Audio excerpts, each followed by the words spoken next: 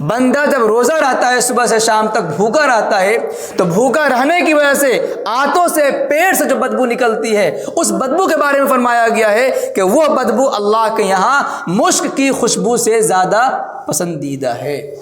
سڑے ہوئے منہ کی بدبو مراد نہیں ہے، بلکہ روزے کی وجہ سے جو بھوک رہتی ہے اور بھوک کی وجہ سے پیٹ سے نکلنے والی بدبو۔ ریح المسک، مشک تمام خوشبوؤں میں سب سے عمدہ، سب سے قیمتی اور سب سے اوریجنل خوشبو مانی جاتی ہے۔ اس خوشبو کے بارے میں کہا گیا ہے کہ ایک روزے دار کے منہ کی بدبو اس مشک کی خوشبو سے زیادہ پسندیدہ ہے اللہ کے نزدیک۔ مچھلیاں ہمارے لیے دعائیں کر رہی ہیں، سرکش شیطان ہمارے لیے قید کر دیا گیا تاکہ نہ بھکائے۔ اب اگر اس کے باوجود مسلمان مسجد میں نہ آئے، سوال یہ ہے کہ جب سرکش شیطانوں کو قید کر دیا گیا تو پھر بھی مسلمان نمازوں سے کیوں دور ہیں؟ شیطان بہکانے والا ہوتا ہے، شیطان کے بہکاوے سے لوگ مسجد سے دور رہتے ہیں۔ آج جمعے کا دن ہے، مسلمان مسجد میں بھرے ہوئے ہیں۔ رمضان کے علاوہ جمعے کے علاوہ رمضان کے مہینے میں ظہر کی نماز میں اتنی آبادی کیوں نہیں ہوتی ہے؟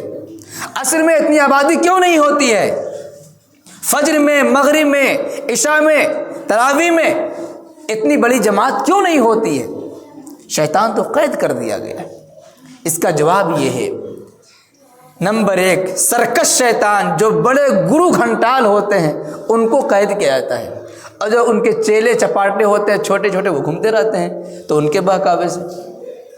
اور دوسری بات یہ ہے کہ انسان کی فطرت اور انسان کی عادت جیسی ہوتی ہے اتنی آسانی سے عادت اور فطرت بدلنے والی نہیں ہوتی ہے۔ سال کے 11 مہینوں میں مسلمان شیطان کے بہکاوے میں رہ کر نماز چھوڑنے کا عادی بن گیا ہے، تو اب اگرچہ شیطان کو قید کر دیا گیا لیکن وہ عادت اس پر پڑی ہوئی ہے، عادت سے مجبور ہو کر مسجد سے دور ہوا۔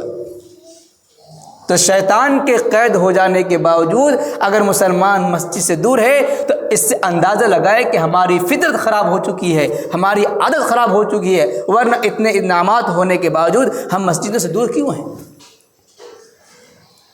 اسی طریقے سے ہم نے قرآن کریم کی آیت پڑھی ہے، شہر رمضان الذی انزل فیہ القرآن ھدی للناس وبینات من الھدی والفرقان۔ شہر رمضان کا قرآن کریم سے خاص مناسبت ہے۔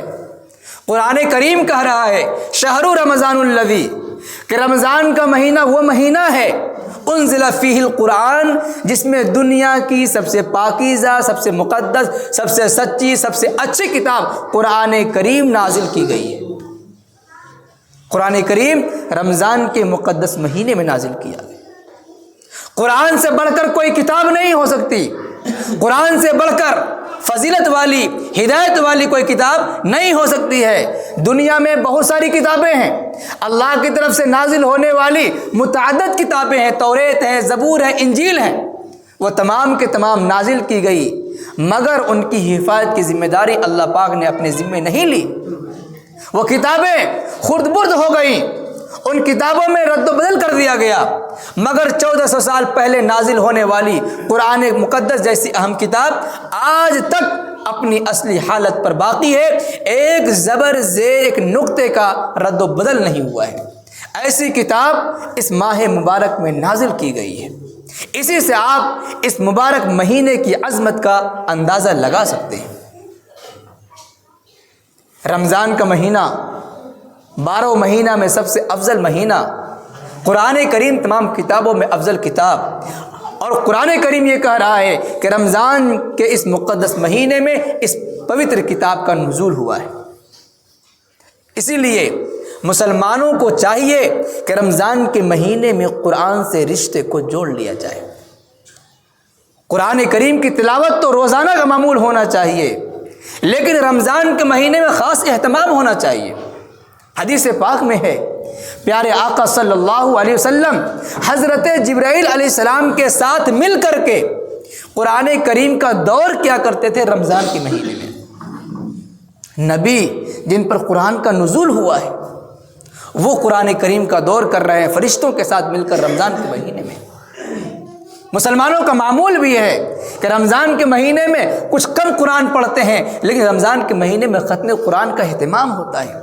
ہر آدمی کی کوشش ہونی چاہیے کہ کم سے کم رمضان کے مہینے میں کم سے کم یہ ادنا درجہ ہے کہ ایک ختم قرآن کی تلاوت تو کر ہی لے۔